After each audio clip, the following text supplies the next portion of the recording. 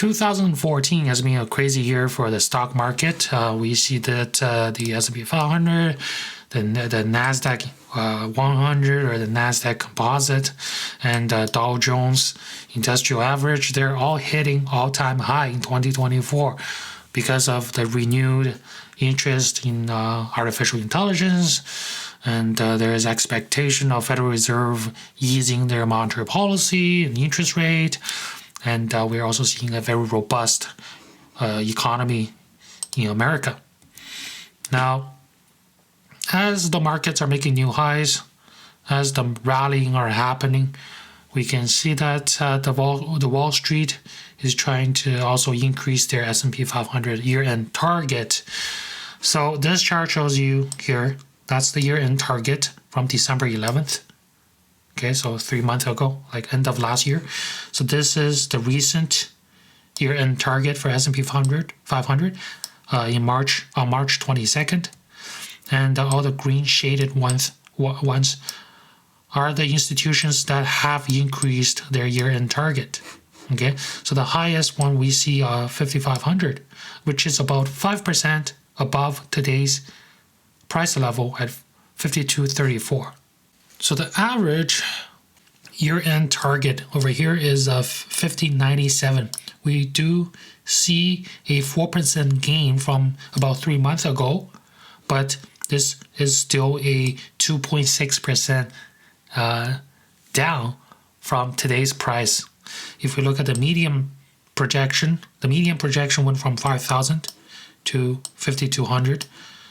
It's also a 4% increase, but it's at about the same level as today's S&P 500 price. So what to be noted is that in Wall Street, the two biggest bear right now are Morgan Stanley and JP Morgan. Right? Morgan Stanley is projecting a 4,500 year-end price. Didn't change from 3 months ago. JP Morgan is looking at 4,200. No change from 3 months ago. So speaking of Morgan Stanley, right, we have to look at this person, Mike Wilson. So Mike Wilson is the chief strategist, and he is the person that's giving out this 4,500 year-end target. 4,500 is 14% below today's S&P 500 price. In the most recent interview, Mike Wilson explained why he's not seeing any compelling reason to raise that price target. He's saying that one of the concerns he has is the absence of a broad earnings growth across the market. So pretty much saying S&P 500 performance is performing so well because of the booming of artificial intelligence and the overall economy resilience, but outside of the mega cap tech sector, the earnings growth is lacking. Okay, so as an example, so since the beginning of 2024, so year to date, S&P 500 gain, over 50% of that gain is contributed by one stock, which is NVIDIA. Even though the market is making all-time high, the overall optimism within Wall Street is increasing, just like the retail investors.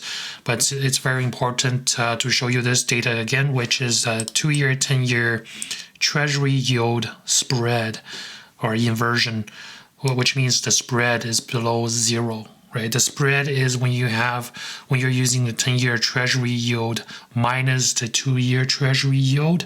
That's your spread. And when your spread is below zero, it's called an inversion.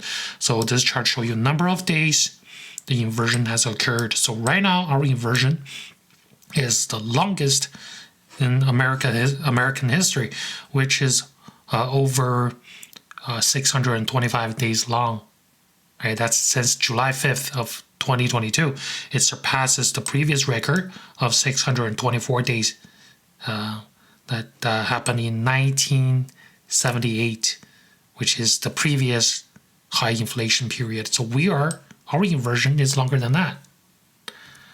But what's interesting is usually when this inversion happens, after 12 to 18 months of this inversion happens, there is a recession. Right? This chart shows you the actual spread in basis point on the vertical axis.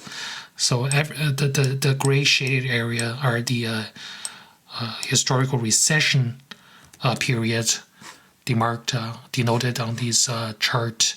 So we are here right now with this historically long inversion, but for some reason we still have not seen a recession yet. So why is this happening? So first of all, there is because of the fiscal stimulus and excess saving from pandemic. Even though it is true that our current level of savings for the American people is actually getting lower than pre-pandemic, but there has been a lot of saving happening during the pandemic. There has been a lot of fiscal stimulus, right? People were getting paychecks for during the pandemic period, right? So, and reason number two is we have a lot of Federal Reserve intervention, especially since 2008.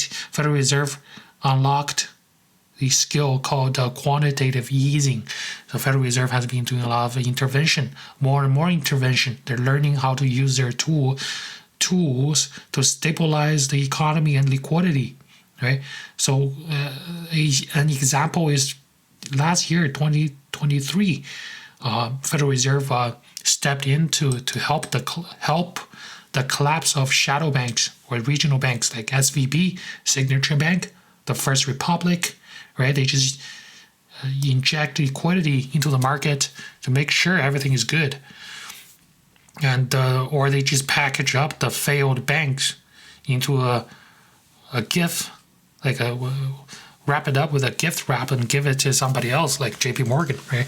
So they just step in. The big government steps in to make sure everything's okay and hunky dory. And then there is we also have a resilient supply side, right? So during the pandemic, people were saying the ports are messed up, the supply chain are messed up, but right now everything seems okay. So there has been a pretty good recovery of the supply side globally. So as a conclusion, I think the retail investors shouldn't chase the hype, even though everything is all-time high, and I'm sure everybody is feeling FOMO.